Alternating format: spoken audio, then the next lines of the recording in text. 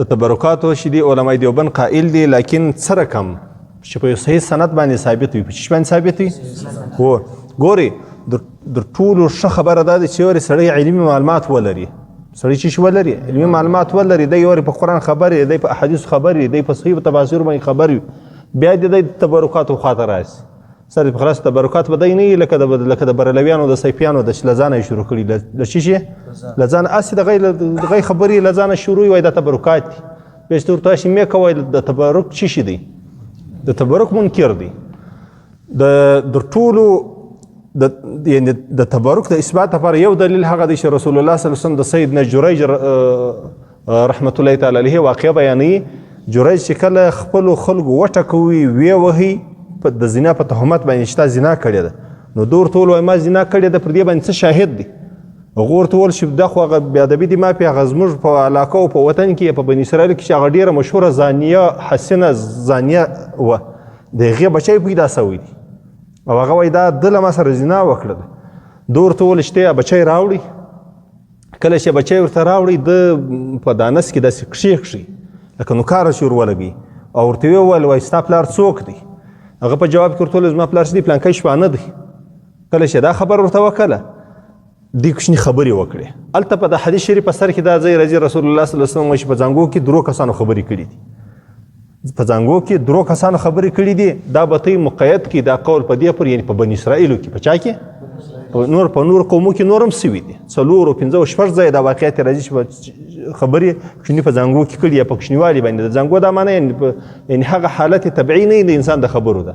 سړی ماشوم وي، معصوم وي، کوچنی وي، د رضاعت وخت وي، دا خو د خبرو ټیم نه دی. نو رسول الله صلی الله علیه وسلم چې دلته دا وایي چې هلته د نفي په اثبات باندې دا کلمات رسول الله صلی الله علیه وسلم وایي خبرې نه دي کړي په زانګو کې مګر درو کسانو، نو حصر پیدا کوي.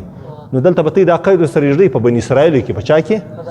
په بني اسرائیل کې. اوس به نور چش به نور اشکالات به نه پر واردېږي چې پلانکي ځای کې خو هم خبرې کړي، پلانکي ځای کې خو هم خبرې کړي، هغه دې ولې نه کړه یاد؟ دی په جواب کې ورته وایي چې دلته دا حصر دی در چا پورې؟ در بني اسرائیل پورې دا حصر دی. صحیح دی؟